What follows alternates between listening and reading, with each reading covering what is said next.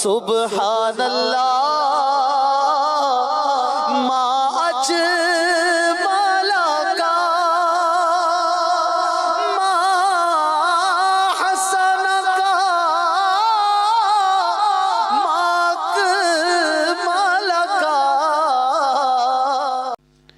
نحمدہ ونصلی علی رسولہ النبی الکریم الامین، اما بعد فاعوذ باللہ السمیع العلیم من الشیطان الرجیم، بسم اللہ الرحمن الرحیم۔ قال اللہ تبارک و تعالی فی القرآن الحکیم، ان اللہ وملائکتہ یصلون علی النبی یا ایہا الذین آمنوا صلوا علیہ وسلموا تسلیما۔ الصلاۃ والسلام علیک یا رسول اللہ، الصلاۃ والسلام علیک یا نبی اللہ، الصلاۃ والسلام علیک یا شفیع المذنبین،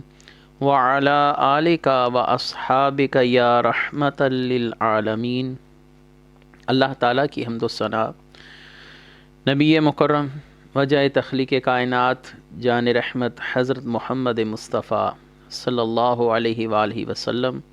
اور آپ کے جمیع آل و اصحاب کی بارگاہ ناز میں درود و سلام کے نذرانوں کے بعد،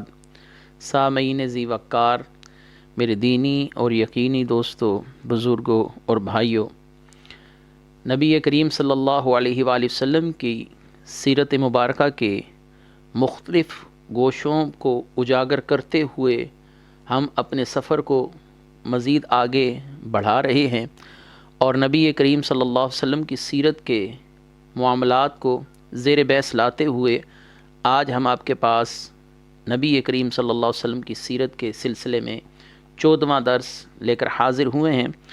جس میں نبی کریم صلی اللہ علیہ وآلہ وسلم کی بچپن مبارک سے عالم شباب میں جانے کی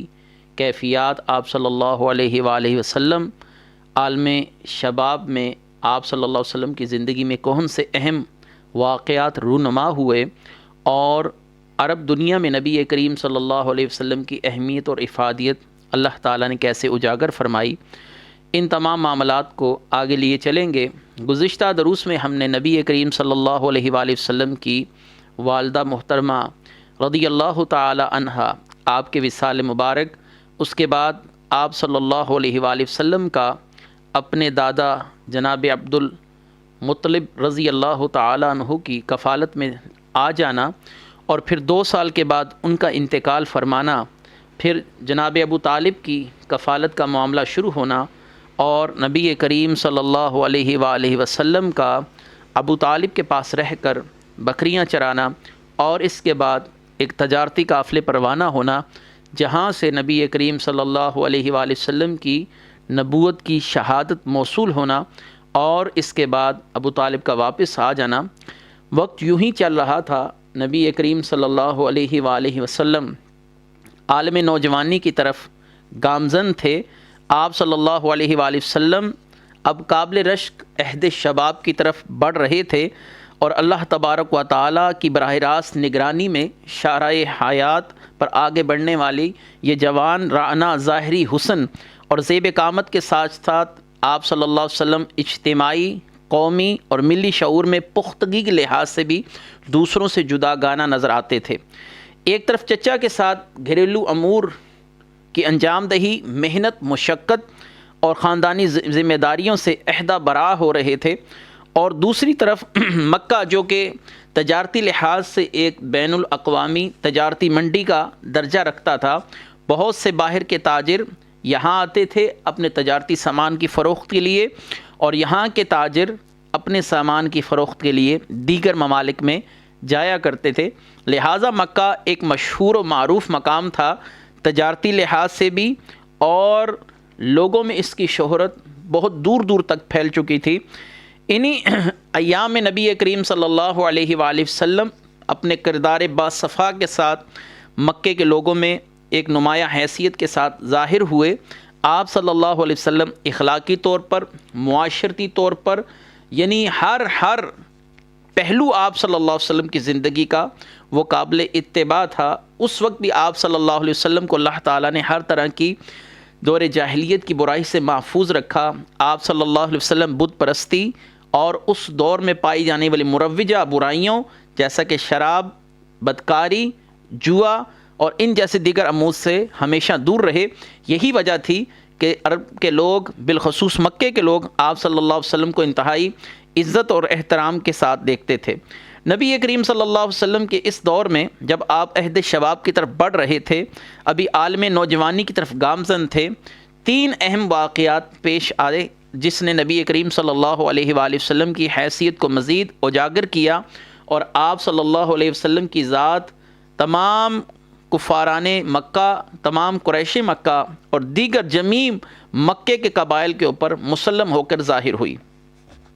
نبی کریم صلی اللہ علیہ وسلم کی زندگی کے اہم واقعات جن کو کتب سیر و مغازی نے اپنی اپنی کتابوں میں روایت کیا، میں ان میں سب سے پہلے نبی کریم صلی اللہ علیہ وسلم کی زندگی کا ایک اہم واقعہ، حرب کہتے ہیں جنگ کو، فجار یہ فاجر کی جمع ہے، نافرمان کو کہا جاتا ہے، حرب فجار میں نبی کریم صلی اللہ علیہ وسلم کی شرکت۔ دوسرا، آپ صلی اللہ علیہ وآلہ وسلم کی اسی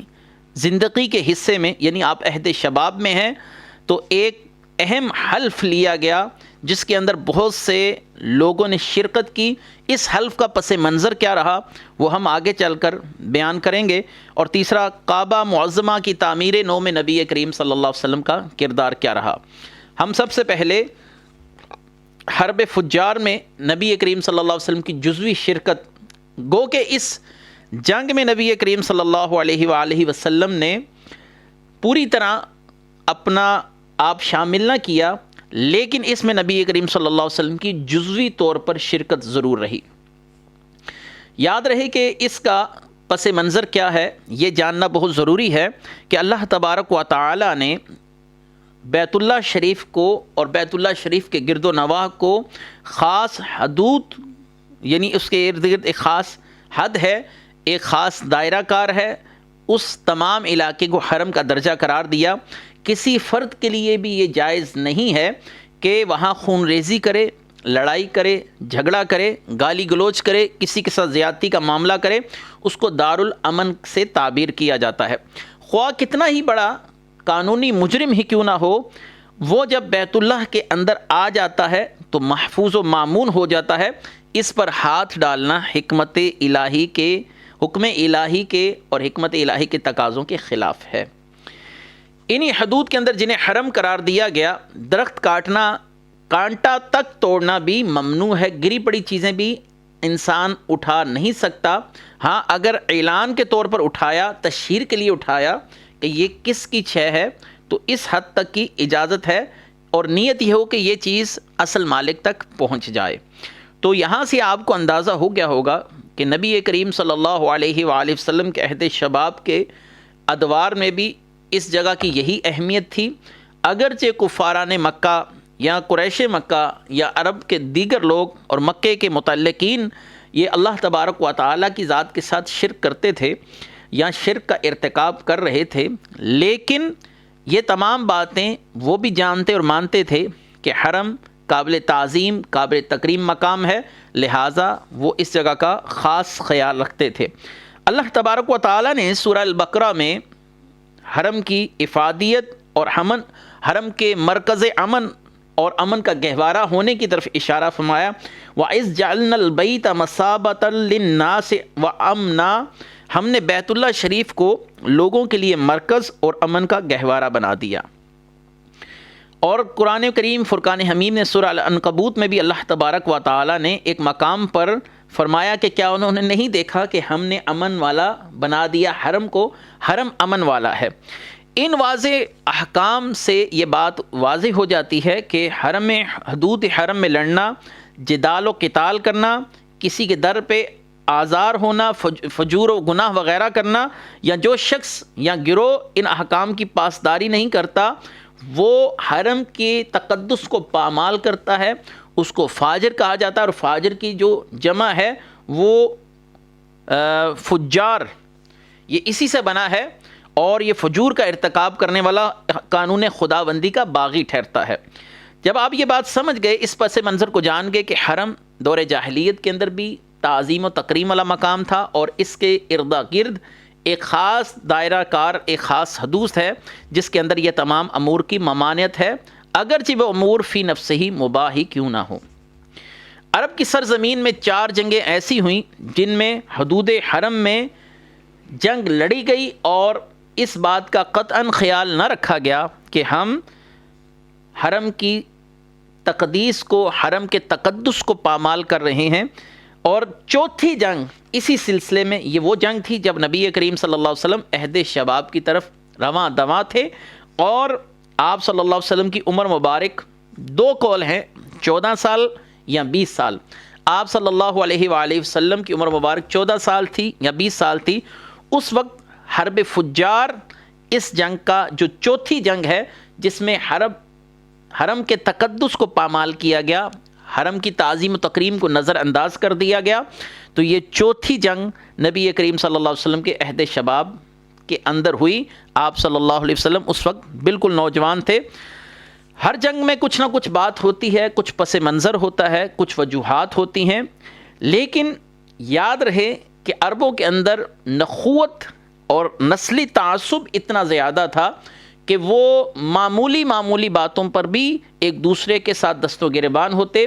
اور یہ دشمنیاں پھر نسل در نسل آگے چلتی جاتی۔ یہاں پر بھی کچھ ایسا ہی واقعہ ہوا کہ جاہلی نخوت اس کا سبب بنی، اپنی ذاتی انا اس کا سبب بنی، اور 2 قبائل کے اندر بنو حوازن قیس بن عیلان اور ایک طرف بنو کنانہ اور ان کے قبائل قریش اور بنو ہاشم وغیرہ تھے، اور دوسری طرف بنو حوازن قیس بن عیلان اور ان کے قبائل تھے۔ یعنی بنیادی طور پر بنو حوازن اور بنو کنانہ، ان 2 قبائل اور ان کے متعلقہ قبائل کی آپس میں جنگ ہوئی۔ اس جنگ میں قریش حق پر تھے کیونکہ قیس کے قبائل ان پر حملہ آور ہوئے تھے، اور قریش جنگ سے بچنا چاہتے تھے، یعنی وہ جنگ کرنے کے مزاج میں نہیں تھے، وہ جنگ نہیں کرنا چاہ رہے تھے، اس لیے وہ حرم شریف کے اندر داخل ہو گئے تاکہ حرم میں جاتے ساتھ ہی ہمیں امان حاصل ہو جائے، اور بنو حوازن یہ ہم پر حملہ کرنا چھوڑ دیں، حملہ نہ کریں مزید۔ لیکن بنو قیس نے حرم کا لحاظ رکھا، نہ ہی وہ جنگ سے باز رہے، بلکہ طاقت کے نشے میں بنو قیس نے تمام حدود کو بالائے طاق رکھتے ہوئے دوسرے قبیلے بنو کنانہ اور ان کے قبائل قریش اور بنو ہاشم وغیرہ پر شب خون مارا۔ یہ وہ معاملہ تھا جس کے بعد معاملات کافی خرابی کی طرف چلے گئے۔ بنو قیس نے حرم کی تقدس کا، حرم کی تعظیم کا قطعاً خیال نہیں رکھا۔ یہ چوتھی جنگ ہے جس کو حرب فجار کہا جاتا ہے۔ ان لوگوں کو فاجر اس لیے کہا جاتا ہے، انہوں نے حرم کی تقدیس کا خیال نہیں رکھا، حرم کی عزت کا خیال نہیں رکھا۔ بنو کنانہ اور بنو حوازن کی اس جنگ میں بنو کنانہ نے پناہ حاصل کی تھی، لیکن بنو حوازن قیس بن عیلان اور ان کے متعلقہ جو قبائل تھے ان کی طرف سے حملے قطعاً ختم نہیں کیے گئے، اور یہ معاملہ ایسے شدت سے جاری ہوا کہ بنو حوازن نے قریش کے نوجوانوں کو بڑی بے دردی سے ذبح کر ڈالا۔ پھر وحشت و درندگی کا یہ کھیل جاری رہا، اور پھر یہ روز کا معمول بن گیا کہ آئے دن قریش کے نوجوانوں کو نشانہ بنایا جاتا، ان کو ذبح کر دیا جاتا وغیرہ وغیرہ۔ آخری روز زبیر بن عبد المطلب نے جنگی قیادت اپنے ہاتھ میں لی۔ یہ نبی کریم صلی اللہ علیہ وسلم کے چچا تھے، جناب عبد المطلب کے بیٹے تھے زبیر۔ کیونکہ یہ قبائلی افتخار کا معاملہ تھا، اس لیے قبیلے کے ہر فرد کو اس میں شامل ہونے کی ہدایت کی گئی۔ حضور صلی اللہ علیہ وسلم اس میں پہلے دن سے شریک نہیں ہو رہے تھے، جسے آپ صلی اللہ علیہ وآلہ وسلم کے چچاؤں نے یہ محسوس کیا کہ آپ صلی اللہ علیہ وآلہ وسلم اس سے اجتناب فرما رہے ہیں۔ چنانچہ آپ کے چچاؤں کے کہنے پر آپ صلی اللہ علیہ وسلم میں شریک تو ہوئے، مگر جنگ میں قطعاً براہ راست کوئی حصہ نہیں لیا، کیونکہ نبی صرف اللہ تعالیٰ کے دین کی بقا کے لیے، سربلندی کے لیے اور دین کو رائج کرنے کے لیے اپنی تلوار میان سے باہر نکالتا ہے۔ قبائلی ناموس ہو، نسلی تعصب ہو، نمود و نمائش ہو، خاندانی ساکھ کو برقرار رکھنا ہو، نبی کبھی بھی اپنی تلوار ان مقاصد کے لیے کسی پر نہیں اٹھاتے۔ ایک روایت میں ہے کہ نبی کریم صلی اللہ علیہ وآلہ وسلم نے صرف ایک دن اس جنگ میں شرکت کی، اور وہ بھی اس طریقے سے کہ اپنے چچاؤں کو تیر اٹھا اٹھا کر دیتے رہے، کیونکہ آپ کے چچاؤں نے آپ کو مجبور کیا اور آپ صلی اللہ علیہ وسلم کو اس میں شرکت کرنی پڑی۔ آخری روز ابتدا میں بنو قیس کا پلہ بھاری رہا، مگر بعد میں قریش نے یکبارگی ان پر حملہ کر دیا، جس سے قریش کو فتح حاصل ہوئی اور بنو حوازن کے پاؤں اکھڑ گئے۔ پھر قریش نے بھی ان کے نوجوانوں کو چن چن کر قتل کیا۔ دونوں طرف انتہائی جانی نقصان ہوا، سب کے اوسان خطا ہو گئے کہ بنو حوازن اور بنو کنانہ کی اس لڑائی میں دونوں طرف سے بہت سے نوجوانوں کی شہادتیں، یعنی بہت سے نوجوانوں کا قتل و غارت کا معاملہ ہوا۔ آخر نتیجہ کچھ نہ رہا، پھر دونوں طرف کے حلیف آپس میں مل بیٹھے اور اس جنگ کو ختم کیا، اور اس بات کا ان کو شدت سے احساس ہوا کہ ہمارے نسلی تعصب نے، نخوت نے، قبائلی انا نے بہت سے نوجوانوں کا خون رائگاں بہا دیا ہے۔ دوسرا مسئلہ نبی کریم صلی اللہ علیہ وآلہ وسلم کے عہد شباب میں جو ایک اہم واقعہ نظر آتا ہے، وہ نبی کریم صلی اللہ علیہ وآلہ وسلم کے دور میں یہ ایک سنہری واقعہ ہے، جس کو آپ صلی اللہ علیہ وسلم اعلان نبوت کے بعد بھی یاد فرمایا کرتے تھے۔ نبی کریم صلی اللہ علیہ وآلہ وسلم کے دور اقدس میں یہ جو پہلی جنگ ہوئی تھی، حرب فجار، اس کے نقصانات تمام لوگ اب دیکھ چکے تھے اور اب مزید کسی جنگ کے متحمل نہیں ہو سکتے تھے۔ لہذا جنگوں میں ہونے والے نقصانات نے اہل عرب کی آنکھیں کھول دی تھی۔ وہ ظلم و ستم کے انسداد اور امن و امان کے قیام کی ضرورت محسوس کرنے لگے تھے، کیونکہ بہت سی عورتوں کا بیوہ ہو جانا، کسی کا اپنے بھائی کو قتل ہوتے دیکھنا، کسی کا سر سے باپ کا سایہ اٹھ جانا، بچوں کا یتیم ہو جانا، یہ تمام کے تمام معاملات وہ اپنی آنکھوں سے دیکھ چکے تھے کہ جنگوں میں کوئی فائدہ، کوئی مقصد حاصل نہیں ہوتا،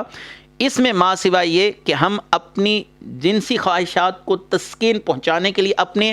نفس کی خواہشات کو تسکین پہنچانے کے لیے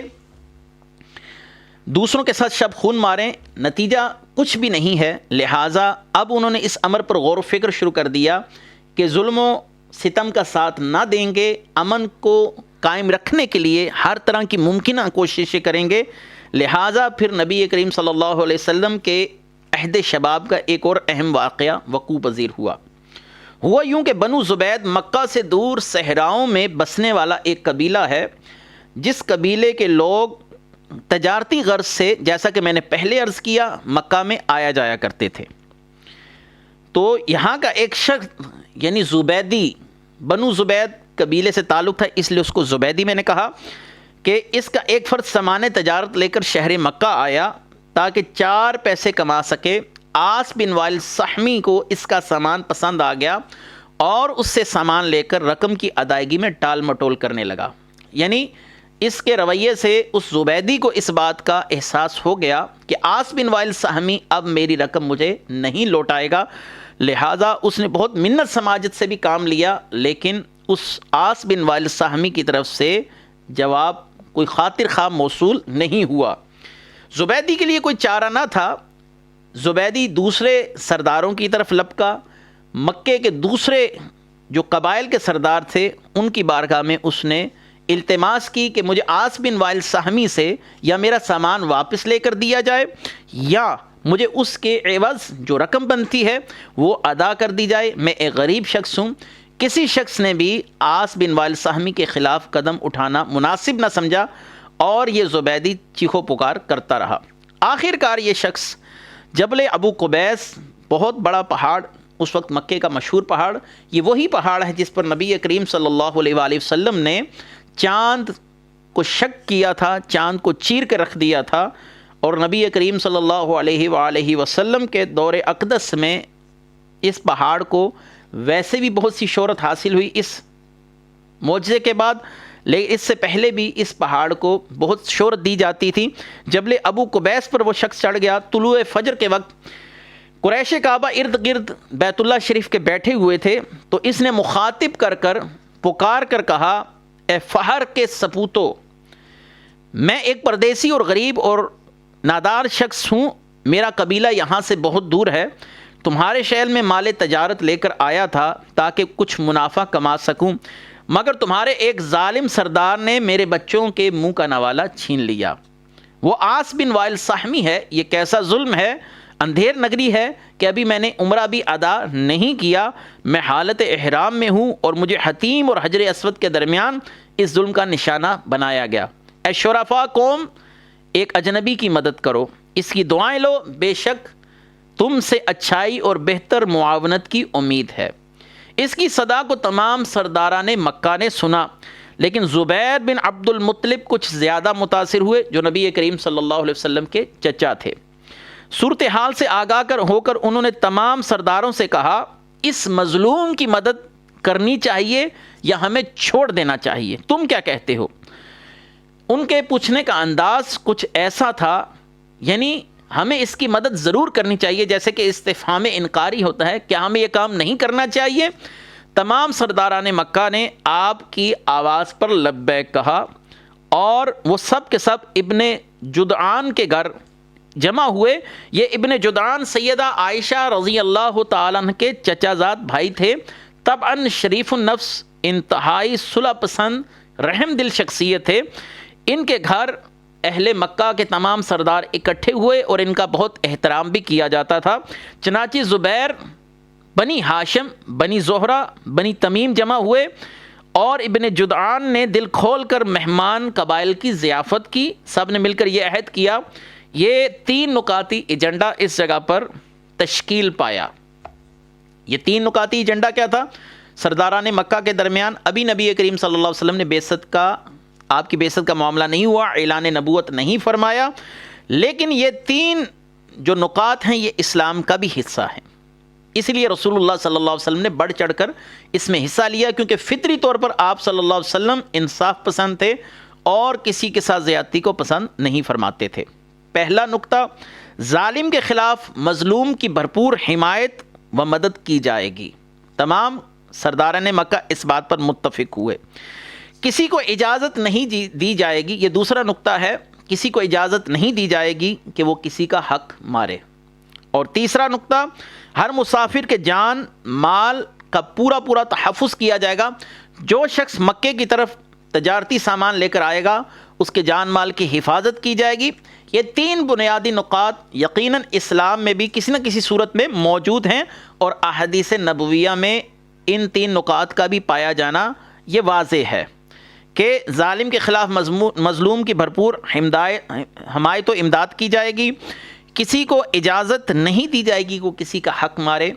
اور ہر مسافر کے جان و مال کا پورا تحفظ کیا جائے گا۔ جب یہ معاہدہ طے پا گیا تو تمام سردار زبیدی کے ہمراہ عاص بن وائل سہمی کے گھر پہنچے اور اس سے کہا کہ شرافت سے سارا سامان واپس لوٹاؤ یا اس کی رقم جو بنتی ہے وہ دے دی جائے۔ پوری عرب قوت کو اپنے سامنے دیکھ کر اس کے اوسان، عاص بن وائل سہمی کے اوسان خطا ہو گئے۔ چپکے سے اندر گیا اور سارا سامان لا کر زبیدی کے حوالے کر دیا۔ اس مثالی معاہدے میں سرور دو عالم حضرت محمد مصطفیٰ صلی اللہ علیہ وسلم خود بھی شریک تھے۔ اس وقت آپ کی عمر مبارک لگ بھگ 20 سال کے قریب تھی۔ آپ نے اس معاہدے کو بعثت کے بعد بھی یاد رکھا، جیسا کہ میں نے پہلے کہا، آپ اس کی تعریف فرمایا کرتے تھے۔ امام حلبی رحمۃ اللہ نے سیرت الحلبیہ کے اندر اور امام ابن جوزی نے اپنی کتاب الوفاء باحوال المصطفیٰ کے اندر یہ روایت نقل کی کہ ابن جدعان کی حویلی میں جو معاہدہ طے پایا، اس میں حاضری کے بدلے اگر مجھے سرخ اونٹ بھی مل جاتے تو میں پسند نہ کرتا۔ یعنی آپ صلی اللہ علیہ وآلہ وسلم کی اس بات کا مطلب یہ ہے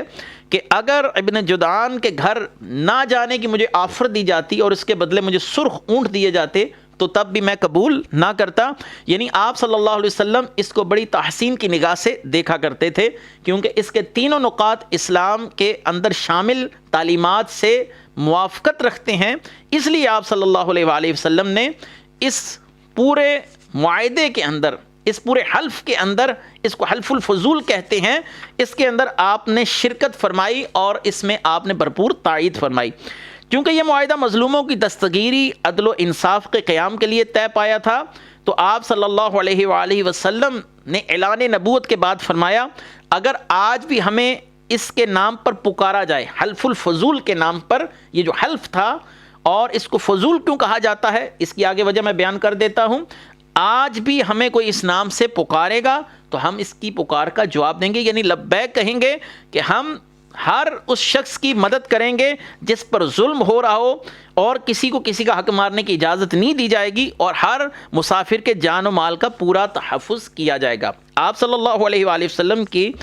اس قول مبارک کو، اس حدیث مبارکہ کو امام حافظ ابن کثیر نے البدایہ والنہایہ کے اندر لکھا۔ الروض العنف کے اندر آپ صلی اللہ علیہ وسلم کے اس قول مبارک کا مفہوم یوں بیان کیا گیا، مراد یہ اگر کوئی مظلوم پکارے اے حلف الفضول کی بنیاد رکھنے والو، انسانیت کے رکھوالو، میری مدد کرو، اور ہم اس مظلوم کی آج بھی امداد کریں گے۔ اسلام حق کے قیام اور مظلوموں کی امداد ہی کے لیے آیا، اس لیے یہ معاہدہ قوی اور مضبوط ہوا ہے، کمزور نہیں ہوا۔ اسی قسم کی ایک تنظیم قبیلہ جرہم کے حساس اور انسانیت دوست افراد نے سب نے مل کر قائم کی، چونکہ اس کے بانی فضل بن فضالہ، فضل بن وداع، فضل بن حارث تھے۔ ان لوگوں کے نام فضل، تینوں کے نام میں جو فضل لفظ ہے یہ مشترک ہے، تینوں کے نام فضل بن فضالہ، فضل بن وداع، فضل بن حارث، اس لیے فضل کی جمع فضول ہے، اور حلف الفضول اسی لیے اس کا نام رکھا گیا۔ اب جو تنظیم قائم کی گئی اس کے بھی وہی مقاصد تھے، اس لیے اسے بھی حلف الفضول ہی کا نام دیا گیا۔ اس تاریخی معاہدے کی اہمیت میں ایک اور سبب بھی کار فرما ہے کہ وہ یہ کہ رسول اللہ صلی اللہ علیہ وسلم چونکہ اہل مکہ میں ہمیشہ سے ایک فعال، صالح اور بے مثال نوجوان کی حیثیت سے معروف تھے، ہر تعمیری سرگرمی میں آپ صلی اللہ علیہ وسلم شریک ہوتے تھے، لیکن خاص طور پر ایسے معاہدے جو غریبوں کی مدد، بے آسرا لوگوں کی مدد، مظلوم کی حمایت کے ضمن میں آتے تھے، آپ صلی اللہ علیہ وسلم ان میں زیادہ متحرک رہتے۔ بعض کتب سیر میں یہ بھی ملتا ہے کہ آپ صلی اللہ علیہ وسلم نے اہل مکہ کے چند انسان دوست نوجوانوں پر مشتمل ایک جماعت بنا رکھی تھی، جس کا منشور مظلوم کی مدد اور حمایت کرنا اور ظالم کی سرکوبی کرنا تھا۔ چنانچہ ایک اور واقعے کے اندر ایسا ہی ایک مختصر سا واقعہ میں آپ کے پاس سامنے پیش کرتا چلوں۔ ایک اور واقعہ جس میں ایک زائر کی بیٹی اہل مکہ میں سے کسی نے اغوا کر لی تھی، وہ شخص فریاد رسی کے لیے خانہ کعبہ کے پاس جا کر بلند آواز سے پکارنے لگا، اے حلف الفضول والو، میری داد رسی کرو۔ چنانچہ یہ لوگ اور اس کی بیٹی، یہ تمام لوگ یکجا ہو کے گئے اور اس کی بیٹی کو بازیاب کروا لیا، جیسا کہ حافظ ابن کثیر نے البدایہ والنہایہ کے اندر لکھا۔ تیسرا اہم معاملہ، دو واقعات تو میں آپ کے سامنے پیش کر چکا، ایک حرب فجار اور دوسرا حلف الفضول، اور تیسرا کعبہ معظمہ کی تعمیر نو۔ کعبہ معظمہ کی تعمیر نو کا معاملہ یہ بھی انتہائی اہمیت کا حامل معاملہ ہے۔ میں نے آپ سے پہلے یہ بات عرض کر دی کہ کعبہ کو اور اس کے گرد و نواح کو تمام کفاران مکہ اگرچہ ہوں، قریش مکہ ہو، کفاران مکہ ہوں، سرداران مکہ ہوں، جمیع جتنے بھی لوگ مکہ سے تعلق رکھتے تھے ان کے ہاں ایک اہمیت حاصل تھی، بڑی عزت کی نگاہ سے دیکھا جا رہا تھا۔ نبی کریم صلی اللہ علیہ وآلہ وسلم کے اسی عالم نوجوانی کے دور میں، یاد رہے یہاں پر ایک غلط فہمی کا میں ازالہ کرتا چلوں کہ بیت اللہ شریف کی جو تعمیر ہے یہ حضرت ابراہیم علیہ السلام نے پہلی بار نہیں فرمائی، حضرت آدم علیہ السلام اور سیدہ حوا کے دور کے اندر بیت اللہ کی تعمیر اول فرشتوں نے کی تھی، اور پھر وقت کے ساتھ ساتھ یہ امام بہقی رحمۃ اللہ علیہ نے دلائل النبوت کے اندر اور امام حافظ ابن کثیر نے البدایہ والنہایہ کے اندر یہ بات لکھی کہ حضور صلی اللہ علیہ وآلہ وسلم نے فرمایا، اللہ پاک نے حضرت آدم اور سیدہ حوا کی طرف جبریل امین علیہ السلام کو بھیجا اور فرمایا کہ میرے لیے گھر بنایا جائے۔ چنانچہ جبریل علیہ السلام نے اس جگہ کی حد بندی فرما دی، اور حضرت آدم علیہ السلام نے بنیادیں جو ہے مٹی کھودنا شروع کی، سیدہ حوا وہ مٹی لے جا کر دوسری جگہ منتقل کرتی تھی، یہاں تک کہ ایک مناسب گہرائی تک آپ نے کھدائی کر لی۔ اب اللہ تبارک و تعالیٰ کی طرف سے آپ کو پیغام دیا گیا کہ اے آدم بس کرو، اتنی گہرائی کافی ہے، اور اس پر آپ نے بنیاد ڈالی، تعمیر مکمل کر لی، تو اللہ تبارک و تعالیٰ کی طرف سے آپ پر وحی کی گئی، اب اس کا طواف کیجئے۔ انہیں بتایا گیا کہ آپ پہلے انسان ہیں اور یہ پہلا گھر ہے۔ اس کے بعد صدیاں بیت گئیں، یہاں تک کہ حضرت نوح علیہ السلام نے اس کا حج کیا، پھر صدیاں بیت گئیں، پھر جناب ابراہیم علیہ السلام کا دور آیا، پھر اس کو انہی بنیادوں پر دوبارہ سے اٹھایا گیا۔ یعنی گردش دوران کے ساتھ ساتھ جب بھی یہ عمارت منہدم ہوتی تو اس کی تعمیر کا سلسلہ وقتاً فوقتاً ہوتا رہا۔ گردش دوران کے ساتھ جب یہ عمارت منہدم ہو گئی تو اسے قوم عمالقہ نے، ایک قبیلہ تھا، اس نے تعمیر کیا۔ پھر جب صدیوں کے وقفے کے بعد پھر منہدم ہوئی تو بنو جرہم نے اس کی تعمیر کا سلسلہ آگے مزید بڑھایا۔ وقت گزرنے کے ساتھ ساتھ پھر عمارت بوسیدہ ہوئی تو قریش نے از سر نو اس کی تعمیر کا منصوبہ بنایا۔ اس وقت نبی کریم صلی اللہ علیہ وسلم کی عمر مبارک کم و بیش 35 سال تھی۔ یہ رسول اللہ صلی اللہ علیہ وآلہ وسلم کے ابتدائی دور کا اہم واقعہ ہے۔ وجہ یہی ہوئی کہ ایک عورت کی بے احتیاطی کی وجہ سے بیت اللہ شریف میں آگ بھڑک اٹھی، جس کی وجہ سے نئی تعمیر کی ضرورت محسوس ہوئی۔ اس کا بالائی حصہ بھی سیلاب کا پانی نشیب کی طرف آتا تھا، جس کی وجہ سے اس کے اندر پانی کھڑا ہو جاتا تھا۔ یعنی اب تمام سرداران نے مل کر ایک یکجا ہو کر، ایک جس کو ہم کہہ سکتے ہیں کہ میٹنگ بلانا، یعنی یکجا ہو کر اس مسئلے پر غور و فکر کیا کہ اس کی تعمیر نو کا سلسلہ کیسے چلایا جائے۔ مگر مسئلہ یہ تھا کہ کفاران مکہ ہوں، دیگر لوگ ہوں جو اللہ تعالیٰ کو واحد مانتے تھے، اگرچہ بت پرستی نہیں کر رہے تھے، یعنی جتنے لوگ بھی مکہ میں آباد تھے، مختلف مذاہب سے تعلق رکھنے والے بت پرست ہوں یا موحدین ہوں، سب بیت اللہ شریف کا ادب کرتے تھے۔ اب ان کے دلوں میں یہ سوال یہ تھا کہ ہم کس طریقے سے بیت اللہ شریف کو شہید کر کر نئے سرے سے اٹھائے، کیونکہ ان کے اندر اتنی ہمت نہیں تھی کہ بیت اللہ کی اینٹوں کو اکھاڑا جائے۔ وہ دلی طور پر اس بات سے خوف زدہ تھے، یہ نہ ہو کہ ہم بیت اللہ کی اینٹوں کو اکھاڑیں تو اللہ تبارک و تعالیٰ کی طرف سے ہم پر کوئی عذاب نازل آ جائے اور ہم کسی مصیبت میں مبتلا ہو جائیں۔ یہ ان کے لیے سب سے بڑی پریشانی تھی، جو تعمیر کعبہ کے اندر سب سے بڑی پریشانی ان کے لیے بنی ہوئی تھی۔ تمام سردار سر جوڑ کر بیٹھے۔ ولید نے کہا کہ ہماری نیت صحیح ہے، یہ ایک سردار کا نام تھا، اور ہم شکست ریخت نہیں تعمیر چاہتے ہیں، اس لیے کوئی آفت نازل نہیں ہوگی۔ یہ امکان تب ہو سکتا ہے جب ہماری نیتوں میں فتور نہ ہو۔ اپنی نیت اس طریقے سے رکھو کہ ہم نے اللہ تعالیٰ کے گھر کی تعمیر کرنی ہے، اور اس کے بعد ہم اصلاح و تعمیر کے متمنی ہیں، تو ہمیں خوف زدہ نہیں ہونا چاہیے، اور ہم تعمیر کعبہ کا سلسلہ حسن نیت کے ساتھ چلانا چاہ رہے ہیں۔ لہٰذا انہی دنوں روم کا ایک تاجر کا جہاز جو سمندر جدہ کے ساحل کے ساتھ آ کر ٹکرایا تھا، اور اس کا ایک بہت بڑا حصہ اس ساحل پر موجود تھا، وہاں سے اس کے لیے کعبے کی چھت کے لیے، پہلے اس کی چھت نہیں تھی، صرف 4 دیواری تھی، اس کی چھت کے لیے وہاں سے لکڑیوں کے پھٹوں کو لایا گیا، جس کے ساتھ بہت بڑا جہاز وہ تعمیر کیا گیا تھا۔ لہٰذا قریش نے کعبہ پر چھت ڈالنے کے لیے اس کے تختے ان کو حاصل کیا، اور حافظ ابن کثیر نے اس پر مزید یہ بھی لکھا کہ جس تاجر کا وہ جہاز تھا، اس نے بخوشی اپنی سعادت سمجھتے ہوئے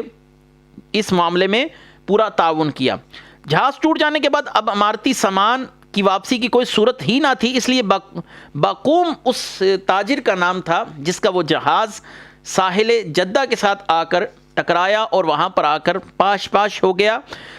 تمام لوگوں نے وہاں سے اٹھا کر ان لکڑی کے تختوں کو بیت اللہ میں منتقل کیا۔ جب تمام انتظامات مکمل ہو گئے، اب وہ نازک لمحہ آ گیا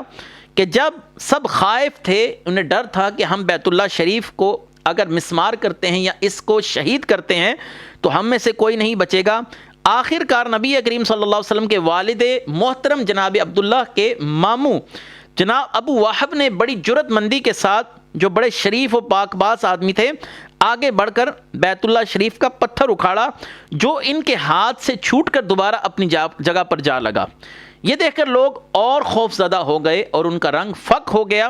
متوقع عذاب سے ان کے اوسان خطا ہو گئے۔ ابن وہب جو نبی کریم صلی اللہ علیہ وسلم کے والد کے ماموں تھے، حقیقت شناس اور دور اندیش انسان تھے، وہ اپنی قوم سے مخاطب ہوئے اور کہنے لگے، اے گروہ قریش، وعدہ کرو کعبہ کی تعمیر پر تم بالکل پاکیزہ اور حلال مال خرچ کرو گے، اور اپنی کمائی کا وہی حصہ کعبہ کی تعمیر پر صرف کرو گے جو تمہیں 100% حتمی طور پر اس بات کا یقین ہوگا کہ وہ کمائی حلال کی ہے۔ کوئی شخص سود، غصب، غارت گری، بدکاری کا 1 پیسہ بھی کعبے کے لیے نہیں خرچ کرے گا۔ تمام قبائل نے وعدہ کیا اور کعبہ معظمہ کی ایک حصے کی تعمیر کا ذمہ لے لیا، یعنی ایک حصہ فلاں قبیلہ بنائے گا، دوسرا حصہ فلاں قبیلے کے ذمہ رہے گا، تیسرا حصہ فلاں قبیلے کے، اور چوتھا حصہ فلاں قبیلے کے۔ لہٰذا قرعہ اندازی کی گئی۔ مشرقی دیوار جس میں کعبۃ اللہ کا دروازہ شریف نصب ہے، بنو عبد مناف اور بنو زہرہ کے حصے میں یہ سعادت آئی۔ جنوبی دیوار حجر اسود سے لے کر رکن یمانی تک بنو مخزوم اور چند دوسرے قبائل کے حصے میں آئی۔ شمالی دیوار یعنی حتیم کے ایک کونے سے دوسرے کونے تک کا حصہ بنو اسد اور بنو عبدالدار کے حصے میں آیا، اور مغربی دیوار کی تعمیر بنو سہم، بنو جمحہ اور بنو عدی کے لیے مختص کیا گیا۔ اب ابو وہب نے آگے بڑھ کر پتھر اٹھایا تو وہ اکھڑ گیا، اب کوئی ایسا غیر معمولی واقعہ پیش نہیں آیا۔ تو باقی قریش نے بھی جرأت کر کر تمام قبائل نے عمارت کو شہید کرنے میں اپنا اپنا کردار ادا کیا اور اس معاملے میں مشغول ہو گئے۔ جب یہ تمام لوگ بیت اللہ شریف کو شہید کر چکے تو اب یہ اس کی اینٹیں اٹھاتے اٹھاتے اس جگہ تک جا پہنچے جہاں پر حضرت ابراہیم علیہ السلام کی بنیادیں رکھی گئی تھیں، یعنی وہ پتھر موجود تھے جن پر حضرت ابراہیم علیہ السلام نے بنیادیں اٹھائی تھیں۔ تو ایک نوجوان نے ان کو اکھاڑنا چاہا تو آسمان سے بہت ہی تیز بجلی گوندی اور بہت تیز بجلی کی ایک کڑک چمکی اور تمام لوگ ڈر گئے۔ ایسے محسوس ہوا جیسے کہ زلزلہ آ گیا، مزید پتھر اکھاڑنے کا ارادہ ملتوی کر دیا گیا۔ اب حضرت ابراہیم علیہ السلام ہی کی انہی بنیادوں پر عمارت کو اٹھانے کا فیصلہ کر لیا گیا۔ تعمیر کعبہ بہت بڑی سعادت تھی، سب لوگ مزدوروں کی طرح اس میں حصہ لے رہے تھے۔ خود نبی کریم صلی اللہ علیہ وآلہ وسلم پتھر اٹھا کر لے جا رہے تھے اور اس کام میں عملی طور پر حصہ لے رہے تھے۔ آپ ان تینوں واقعات میں، آخری دو واقعات میں یہ بات دیکھ سکتے ہیں کہ وہ واقعات، وہ معاملات جن کا تعلق دین الہی کے ساتھ ہے، انسان کی فلاح و بہبود کے ساتھ ہے، نبی کریم صلی اللہ علیہ وسلم ان میں عملی طور پر خود شریک ہوئے۔ جس میں خون خرابے کی معاملہ رہا یا کسی کا خون بہانا یا قتل و غارت کا معاملہ رہا، نبی کریم صلی اللہ علیہ وسلم نے ایسے معاملات سے قطعاً اجتناب برتا۔ اب یہ رسول اللہ صلی اللہ علیہ وآلہ وسلم کی زندگی کا اہم مرحلہ، اور اسی مقام پر نبی کریم صلی اللہ علیہ وسلم کی ذات کی اہمیت اور افادیت مزید اجاگر ہو کر کفاران مکہ پر واضح ہوئی۔ ہوا یوں کہ یہ تعمیر کا سلسلہ جاری تھا، تو اب تعمیر ہوتے ہوتے یہاں تک کہ حجر اسود نصب کرنے کا وقت بھی آ پہنچا۔ حجر اسود کو خانہ کعبہ کی دیوار کے اندر نصب کرنے کا معاملہ تھا۔ تمام کفاران مکہ، تمام قریش مکہ، تمام سرداران مکہ اس بات پر آپس میں دست و گریبان ہو گئے کہ یہ سعادت ہمارے قبیلے کو ملنی چاہیے تاکہ ہم اس پتھر کو اپنے ہاتھوں سے نصب کر سکیں، اور یہ سعادت بہت بڑی سعادت تھی۔ یہاں تک کہ لوگ آپس میں دست و گریبان ہوتے اور خون خرابے کی صورتحال بن جاتی اور ایک دوسرے کو قتل کرنے کی قسمیں کھانے کی طرف آ گئے، کٹ مریں گے، مگر یہ عزت کسی اور قبیلے کے ہاتھ نہیں جانے دیں گے۔ تو ابو امیہ بن مغیرہ قریش کا سردار تھا، اس نے مشورہ دیا کہ تم لوگ آپس میں یہ فیصلہ کر لو، اب اس مسجد میں جو شخص سب سے پہلے آئے گا تم اسے اپنا حاکم تسلیم کر لو گے۔ اب تمام لوگوں کی نظریں بیت اللہ کے اس دروازے کی طرف تھیں جس کی طرف ابو امیہ بن مغیرہ نے اشارہ کیا تھا کہ جو شخص اس سے پہلے داخل ہوگا تم اس کو حاکم تسلیم کر کر اس کا فیصلہ مانو گے۔ تو اس تنازع کے حل کے لیے جو تجویز بھی وہ شخص پیش کرے گا ہم اس کو مانیں گے۔ سب نے کہا یہ رائے معقول ہے، یہ تجویز معقول ہے، کیونکہ آنے والا کس قبیلے سے ہے یہ کسی کو بھی معلوم نہیں تھا۔ اب وہ لوگ باب شیبہ سے مسجد میں آنے والے اس شخص کے انتظار میں بیٹھ گئے کہ جس کے لیے ابو امیہ بن مغیرہ نے یہ رائے دی تھی۔ اچانک قدرت خداوندی دیکھیے، اور یہ اللہ تعالیٰ کی حکمت تھی کہ اس دروازے سے سب سے پہلے سیدہ آمنہ کے لال حضرت محمد مصطفیٰ صلی اللہ علیہ وسلم اندر تشریف لائے، اور خوشی سے سب کے چہرے کھل اٹھے۔ ہاں یہ تو وہ شخصی ہیں جن کو ہم صادق اور امین کہتے ہیں، ہم ان کے فیصلے پر آنکھیں بند کر کے اعتماد کرنے کے لیے تیار ہیں، ہم انہیں صادق اور امین کہہ کر جانتے ہیں، یہ جو بھی فیصلہ ہمارے لیے کریں گے ہم تمام سرداران مکہ کو قبول ہوگا۔ حضور صلی اللہ علیہ وآلہ وسلم نے انتہائی معاملہ فہمی کے ساتھ مسئلے کی نزاکت کو سمجھ لیا اور بڑی حکمت عملی سے یہ کام لیا۔ تو آپ نے ان 4 اطراف پر کام کرنے والے قبائل کے سردار کو اکٹھا کیا اور زمین پر ایک چادر بچھا کر حجر اسود کو اس پر رکھ دیا، اور حکم دیا کہ 4 منتخب سردار آگے آ جائیں جو اپنی اپنی قوم کی نمائندگی کر رہے ہوں۔ چنانچہ عتبہ بن ربیعہ ابو زمع، ابو حذیفہ بن مغیرہ اور قیس بن عدی آگے آ گئے۔ آپ صلی اللہ علیہ وسلم نے اس چادر کا ایک ایک کونا ان چاروں سرداروں کو پکڑوا دیا اور اس کے درمیان خود پتھر رکھ کر آپ صلی اللہ علیہ وسلم نے فرمایا اب اس کو اٹھایا جائے۔ تمام نے اٹھایا۔ آپ صلی اللہ علیہ وسلم نے اپنے دست مبارک سے حجر اسود اٹھا کر اس چادر پر رکھ دیا، پھر فرمایا سارے مل کر اس کعبے کی دیوار تک اٹھا کر لے جائیں۔ جب وہ لوگ حجر اسود کو دیوار تک لے کر گئے تو خود اٹھا کر آپ نے اس کو دیوار میں نصب فرما دیا۔ یہ حسن تدبر کی ایک ایسی مثال تھی کہ حکمت اور بصیرت کا ایسا مظاہرہ تھا جس پر تمام سرداران مکہ راضی ہو گئے اور آپ صلی اللہ علیہ وسلم کی عقل مبارک کو دیکھ کر انگشت بندنداں ہو گئے، یعنی انہوں نے اپنے ہاتھوں کی انگلیاں اپنے دانتوں میں لے لی۔ عدل و انصاف پر مبنی اس فیصلے سے سب خوش ہو گئے، سب نے تسلیم کر لیا کہ قوم جس آتش فشاں کے کنارے کھڑی تھی، یعنی جنگ کا ماحول گرم تھا اور ایک دوسرے کے لیے تلواریں میانوں سے باہر آنے والی تھیں، وہ فقط محمد مصطفیٰ صلی اللہ علیہ وسلم کی ذات والا صفات ہے جن کی حکمت عملی سے خون بہتے بہتے رک گیا۔ تعمیر کا سلسلہ پھر زور و شور کے ساتھ شروع ہوا۔ اس دفعہ انہوں نے دیواریں بہت اونچی بنائی، مگر وہ حصہ جس کو آپ دیکھتے ہیں کہ آگے تھوڑا سا ابھرا ہوا حصہ ہے، اس کو حتیم بولا جاتا ہے، اسے نہ بنا سکے کیونکہ پوری قوم کے پاس اتنی جائز اور حلال کمائی نہ تھی کہ پوری طرح حرم تعمیر کر سکے، تو اس معاملے کو ادھر ہی چھوڑ دیا گیا۔ اس کے بعد دخول کے لیے دروازوں کی تعمیر وغیرہ کا سلسلہ کر دیا گیا۔ یہ انشاءاللہ العزیز وقت کے ساتھ ساتھ آگے ہم اپنے دروس میں مزید اس پر گفتگو کریں گے۔ تو یہ رسول اللہ صلی اللہ علیہ وسلم کی زندگی کے 3 اہم عہد شباب کے واقعات ہیں جن پر ہم نے گفتگو کی۔ انشاءاللہ العزیز کل یعنی اگلے درس کے اندر ہم آپ صلی اللہ علیہ وسلم کا شام کی طرف تجارت کے لیے جانا اور سیدہ ختیجہ رضی اللہ تعالیٰ عنہ کی طرف سے آپ کو نکاح کا پیغام ملنا اور پھر آپ صلی اللہ علیہ وسلم کی سینہ اقدس پر وحی الہی کا نزول اور اس طرح کی دیگر معاملات پر آگے گفتگو کریں گے۔ اللہ تبارک و تعالی ہمیں آپ صلی اللہ علیہ وسلم کی زندگی کے ان پہلوؤں سے ہدایت کا سامان عطا فرمائے۔ وآخر دعوانا ان الحمد للہ رب العالمین۔ سبحان اللہ